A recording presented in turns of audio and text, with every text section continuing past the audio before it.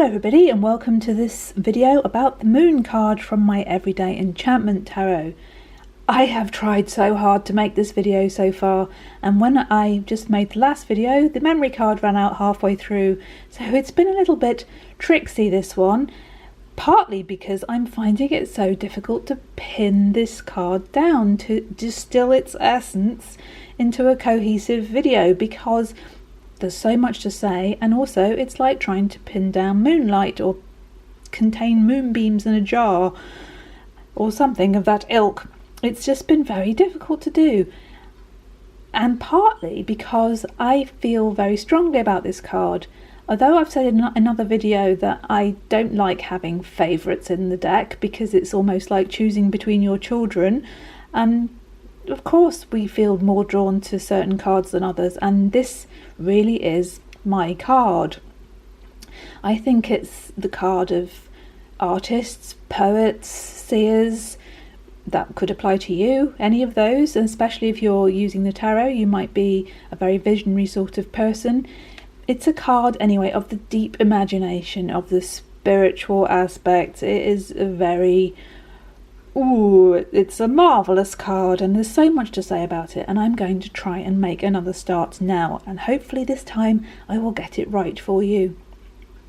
The first thing that I wanted to say about this card is the most striking thing about it is the colours. They are very evocative of the night world, of the other world. They are, well, the actual scene itself is very much every day. It's here, it's recognisably of our world, but it's also very otherworldly. It's very fey, it's very ethereal. It has a very enchanted, magical aspect to it. The colours really do signify that, and that was important. And it was also important in the moon version. In my Wild Spirit deck, the colours are very much the same. There's a lot of indigo, violet, mauve kind of colours. They're very shadowy, they're twilighty, they're night colours, they're very evocative, and they're also watery. And that is something again that I had in the the High Priestess card in the Everyday Enchantment deck. Those very similar twilighty is not a word, but I'm going to use it again. Those colours. But in the High Priestess, which the moon is a continuation of, there is still what we could consider to be normal colouring, daytime colouring. The red fox, the tabby cat, the red candle. It still retains something of the colours that we recognise from the daylight world. But in the moon, those things have gone. It's gone to another extreme. It's gone further. It's gone further into the otherworldly aspect than even the High Priestess has. There's something much more strange, uncanny about the colouring in this card, and in that it differs very profoundly from the Rider-Waite version. Although they reference it in the imagery, which I'll come to in a minute, the colours in the Rider-Waite version are very daylight, I think. Even the moon itself has got rays like the sun. It doesn't really evoke night, does it? I'm not in any way criticising it, but it doesn't. And I think, to me, it has to be, the card has to communicate something in its entirety. It's no point just having the moon and not communicating moonlight and night. So that's where it differs greatly. Before I just move on to discussing the imagery more, I just wanted to point out that in the Queen of Cups, which is another very watery card, obviously she's the Queen of Cups, those colours again are shown. You've got the blue shawl, you've got a moon brooch, and you've got the purple colours, but obviously this lady grounds those colours much more in the everyday. The colours are very much more what we would see in the daylight hours, so those elements come through, but not in any way as much as they do in the moon card, where all aspects of what we would see in the daylight spectrum have gone, and we are very much in the nighttime world. We are with her in this realm, which is, it's everyday, but it's also enchanted. And I suppose you could say that that's another reason I found it hard to discuss this card, because in a way it really does encapsulate that very well, that it brings together the everyday and the enchantment probably more than any other card. There's so much to say about this card. It is a very deep, nuanced card. There's so much subtlety and depth to it. But I'm going to try and discuss the symbolism now without going off. It just makes me want to literally wax lyrical. It is, to me, it's poetry in motion. It's full of poetry. Yes, let's just leave it there.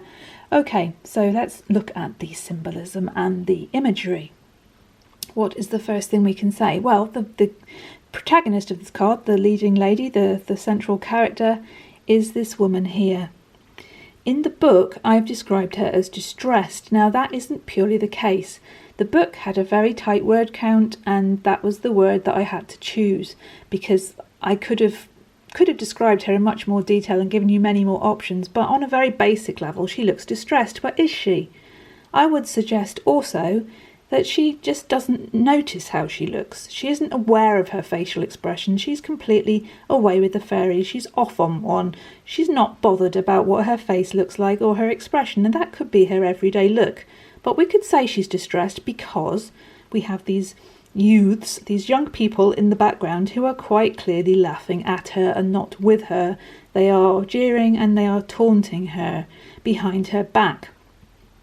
Whether she's aware of them or not is entirely up to us. She might be, and she might be upset by it, or she might not be. She doesn't even notice they're there. They are irrelevant to her and whatever she is experiencing. But they're there, so we can read into them what we will. So the lady herself, we could say she is a bag lady. Now that is a very derogatory term, and it's probably an outmoded term. She could look like a vagrant, somebody that has no home, and she has bags, and the bags are important. We'll come back to those in a minute. But sorry for the wobble, my hand's got a bit cramped. Yes, she is clearly eccentric. We could say that about her for sure. She doesn't really care about matching her clothes. She has a very wonderful and mad hat on, and her coat is held together with a belt that doesn't go with the coat, and she looks a bit raggedy altogether. She's not bothered about how she looks, basically. We can definitely say that about her. And round her neck she has something very important, which is a pendant which has the Pisces symbol, the two fish swimming in opposite directions. And that is important for two reasons. One, because this is a watery card about that element, and obviously Pisces is the sign of water, but also because they're swimming around and round, and in a cycle. They're cyclical, they're going around, but they're also going in opposite directions. So it really encapsulates the contrary nature of this card and of the moon itself, because the moon waxes and wanes. It's full and bright, it's dark, it's ever changing, but it's not random, it's cyclical. We can follow it. It doesn't just waft off, does it? We can plot its course. It's not lost at sea. It's definitely something we can follow. So there is method in its madness, if you will. So the Pisces pendant is important for those reasons, and for other reasons that we can no doubt pick up ourselves. There's only so much I can say in this video, but it is of relevance, or it wouldn't be there. Everything in the card was carefully chosen, as with all the cards. I do think about a great deal of what I put in before I even came to create them. So what else can we say? The two pillars here in the Rider-Waite version are, if we just come down, we can see that the structure of this card is the same. There are two pillars, which are the two buildings, one of which has a phone shop, and the other building here has got a shop underneath it. So they're very much recognisable elements of our everyday world, of our consensus reality. They ground us in there. But we could also say, because of what they are, they're like the pillars of society. They're pillars of convention, and she's wandering between them. She's not necessarily, although she is physically present, she's not necessarily tied to these structures that constrain us in our everyday lives. She is happy enough in herself to wander between them, quite unaware necessarily of them even being there. That's entirely up to us whether we decide that she is or she isn't. And again, that's the contrary thing. Is she or isn't she? She might be, she might not be. So, what else can we say? Yes. The dog here. There's a dog and the wolf. They're barking at the moon. We could say barking mad. And we have a dog here. Now, as with all my cards, the dog, the creatures, are not just there as symbols, but we can read them in terms of symbology. There is a reason why they're there. Obviously, the dog can be her companion, or it might just be, the dog might just be in the scene without any connection to her. I don't know. That's up to you. I'm not being completely prescriptive here. It's up to you. But the dog is a reference to the Rider-Waite, and the Rider-Waite is as referenced as possible in all of the cards, because people that are used to working with the tarot can then pick up the cues and see the similarities. This card, this tarot doesn't diverge from the standard, from the traditional tarot format. There are always references, as many as I can make anyway. So the dog's also black and white, which is also a reference to the moon, to the dark and the light, and to the contrariness, black and white. But also we can say the dog reminds us not to be so black and white, because this is a very nuanced, subtle card, and the dog invites us to see beyond the black and white, to look into the deeper hidden levels. There's so much in this rich card, there really is. Also, we have a little owl perched on the woman's shoulder. A fierce little owl.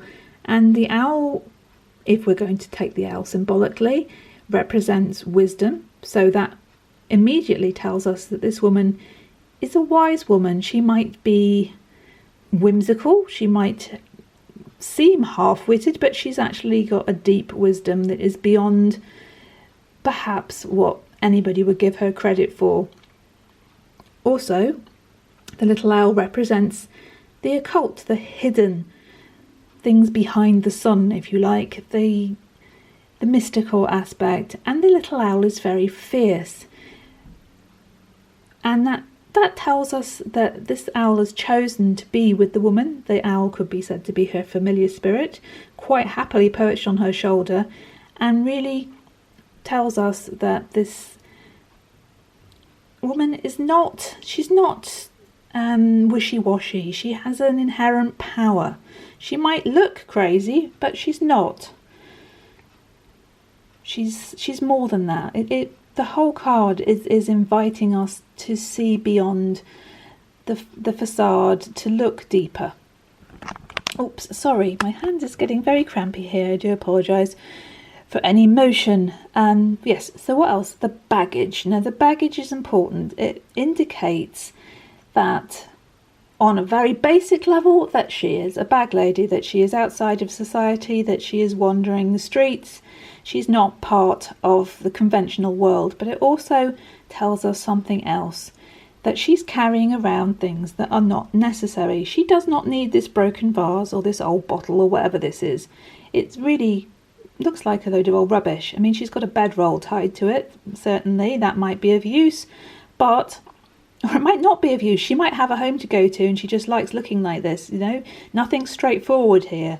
But the baggage is important, and we could say, because this is a watery card, it's very much concerned with the emotions, that this card reminds us that we are carrying, perhaps, if it's come up for us, emotional baggage. We might be carrying around our broken dreams, our heartache, our loss, things that don't necessarily serve us anymore and that we need to look at.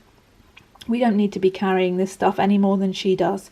And we don't actually know what's in this bag here that she's got. It's a mystery. What is in that bag? What's in our bag? It could be something like our false pride, our ego that we're carrying around. It could be worn out ways of being that we're carrying around. It could be heavy expectations that we're carrying around of ourselves or of others. It could be any of those things, and it's entirely up to you. What I'm drawing your attention to is the fact that they are there and they can be part of our reading if that is relevant to us at that time. So what else do I want to say in this video without going on and on and on and on? I'm going to read to you from the book in a minute, because this card, more than perhaps any other one, it was so important about what this woman was actually saying. And because the cards all speak in the first person in the book, they all tell their own story, I would really like to read this one, because it really does encapsulate that, the contrariness, the whimsy of it, the illusionary, visionary, genius, madness type aspect of this card and of this character. So I'm going to read that in a moment, but before I do, I just wanted to say that, to me, this card, it's dark, isn't it? And there's a tendency for everything to be considered to be positive, you know, everything has to be upbeat and positive, and that's fine, but it also denies the shadows, it denies where the inspiration lies, it denies the hidden treasures. And in that way, negativity isn't all negative, is it? Because without this darkness, we can't find where's the inspiration? Where's the beautiful melancholy that inspires poetry? Where are the depths? Where is the depths that allows us to appreciate the heights where the moon is?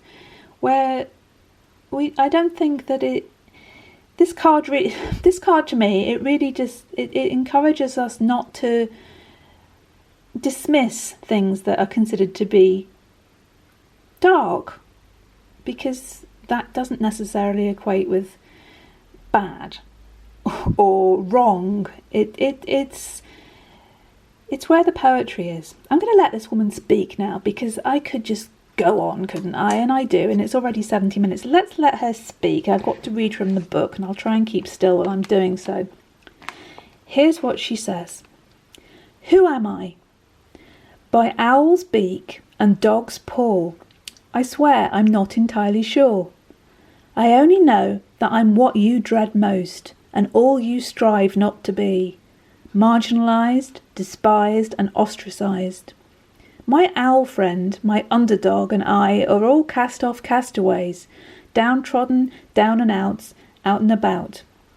I could be an oddball muttering curses on the road to nowhere, or the sage tramping a path to enlightenment, but who'll get close enough to me to find out?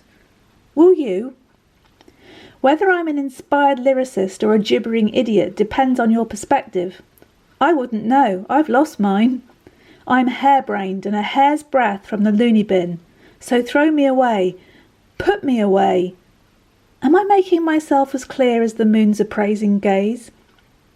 Cold Mother Moon has a fickle frosty face, but she sees beyond the transient trappings of modernity to the shining verities of eternity, and I'm her bedazzled acolyte, moving out of sync to her erratic beat. Can you hear Luna's tick? Her silvered pendulum swings widdershins, bewitching time and tide. Who rules the waves? Who waves the rules? Can you feel the same wild power moving you? Moonlight shines on everyone, but not all feel that pull and respond. And if they do, they may become tidal, suicidal, or the most exquisite spirit poet. We can't resist her when her undercurrent takes us lower, or her bone-white crest lifts us higher. There's no happy medium with the enigmatic Queen of Night, only profundity and the sanctity of insanity. She sends those who dare to dream to the icy rim of reality. We venture into hallowed hollows for the sake of those who will not journey.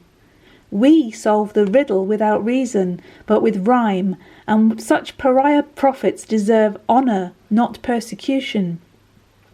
People need spellbinding with a gossamer cobweb instead of being bound to convention. Remember this, won't you?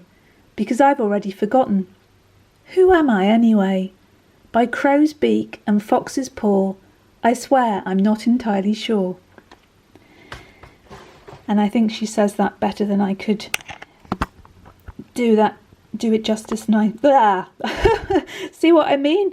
Gets me all tongue-tied. I get very excited by this card, but I also get sort of bedazzled by it. I get moon-bidden and pixie-led, and I waffle on and go off on one just like she has. But in that, there is just so much. There's so much for us to find in this card. Before I finish, which I am going to do, you might be pleased to hear, I'm just going to read something from the Wild Spirit book that accompanies this card here, over here. Just a very short thing because it covers something else. There's a hair's breadth and a hair's breadth, a gossamer filament between mental illness and genius, between insanity and what the seer sees. Because you are the majority, I lose time and time again. Because I am the minority, I become smaller, more unseen. But you cannot flatten an ocean, the tide always turns. Raw power cannot be contained, it will burst out. I am the subtle energies and the influences of the moon on your psyche, not the bludgeoning of burning spears of a blazing sun. When I am allowed space to shine, I make sense. When I am given time to speak, I share Widdershins' wisdom from far beyond your reach. I am hidden and hair-shotten, half forgotten and forbidden, and yet I am as sharp as a sickle, cutting a crescent of truth, glinting dangerously. And on that note, I would just like to draw your attention to a couple of links that I'm going to leave in the description below this video, which are a couple of clips from the film Shine, which was about the musician David Helfgott. And his behaviour in those clips that I'm going to show you really does encapsulate the moon, and was a great inspiration for me when I was creating it, because he is a visionary, he is a mad genius, he is numinous, he is so inspirational, and yet he could be considered, like this lady here, to just be a lunatic. And it's really important that we see both sides, the dark and the light, the dark side of the moon and its brilliant illumination and its incredible gift of inspiration. Was there anything else I wanted to say before I went? Just that I encourage everybody to walk the road less travelled between the pillars of convention, and not to worry what about these people are saying, just to be ourselves, to be inspired, and not be worried about being considered to be mad. Okay, I'm going to leave it there. You'll be happy to hear before my video cuts out and cuts me off. I will be coming back very soon with a video about another Wild Spirit revamp, which is the Death or Rebirth card. That will be my next video, and then I will be looking at the Death card from the Everyday Enchantment deck. Please focus. Thank you so much. And thank you for joining me. I have really enjoyed finally making this video properly for you. I hope it's given you another few layers of understanding of this card, and I hope that you will enjoy working with it as much as I enjoyed creating it. Do you see what it does to me? It just makes me boom. In a good way though. It's a very wonderful card. So thank you very much for joining me. Please join me again soon. Take care of yourselves and of all other beings you encounter. Oh, and before I forget, there is an unseen being in this card too, giving its, or his or she or it, genderless possibly, giving